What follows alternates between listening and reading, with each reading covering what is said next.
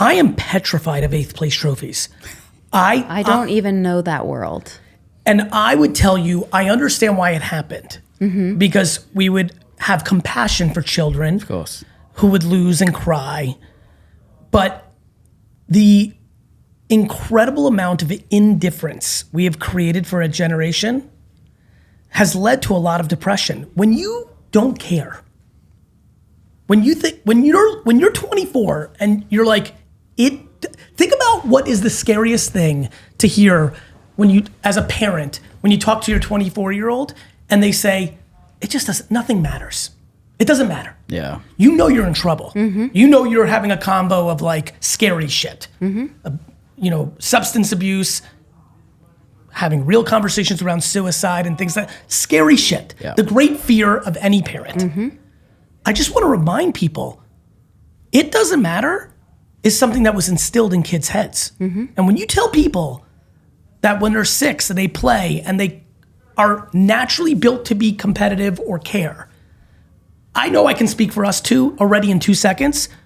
When I was 7, because they didn't say this back in 1982, but if somebody even, and some of my family did, if they even inklinged when I lost in Monopoly or ping pong or pool or backyard football, if they even tried to broach the concept of, because I cried every time I lost for the first 7 years of competition. Yeah. So from 7 to 14, I cried. When did that stop? Sure, it's 14. Somewhere around 14, 15. And then you started fighting. I fought a lot as a kid. Same. Because losing was devastating. The thought that somebody would say to me, it doesn't matter. Do not tell a child who is wired to care, AKA competitive, that it doesn't matter. Because you are confusing the fuck out of that poor little thing. Of course, the only thing, if you just said, hold on, us 4 need to race to the door right now, it's the only thing that matters. It's the reverse. There is nothing else. Yeah. I think we've really created a culture of indifference. And I think it's a problem. Yeah. Because indifference is the scary one. Like, it's wonderful if you're not competitive. That's beautiful. It's wonderful if you don't like enjoy Uno or like, great. But to take that away from the other half, I think has caused a lot of weirdness that people don't see yet. What do you chase or value more, the excitement of victory or just never wanting to taste defeat? Like the Nas has a quote, neither. Cool. It's cool to love to win, but it's better to hate to lose. I get it. Honestly, neither. The genuine curiosity of where I stand. It's why I love entrepreneurship. And it's the truth, because when I think back of even winning gold medals or world championships, the second I do it, I'm like, great, what's next? 100%. What's next? Like, That's the killer, though. Look at me as a sports fan. I love the Jets and the Knicks, but I equally grew up a Rangers and Yankees fan. Equally. My high school friends always like talk about this. Like most of my high school friends think I was a bigger Rangers fan than a Jets fan in high school. But the Rangers won the cup in '94, and that was it. That curiosity I was curious what it would feel like to win a Stanley Cup. And then I did. And then it was just not as interesting.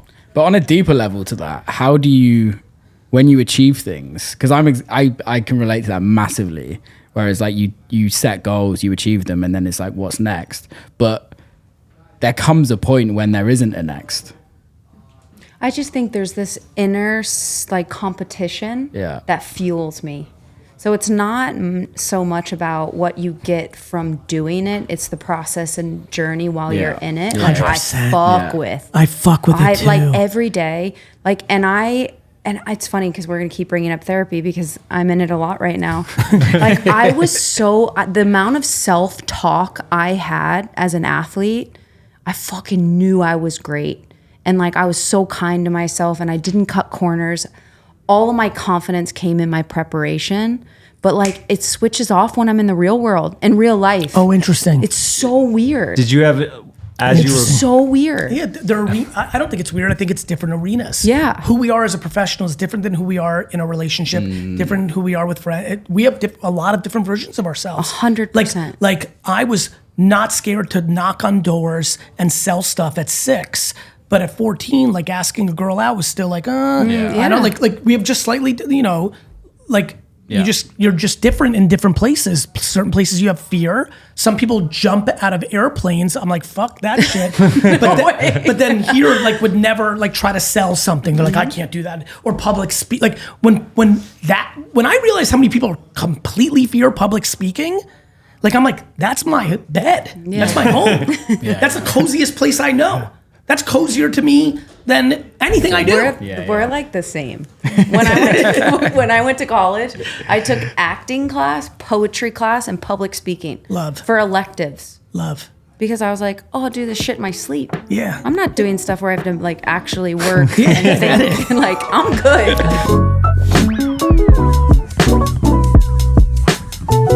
good.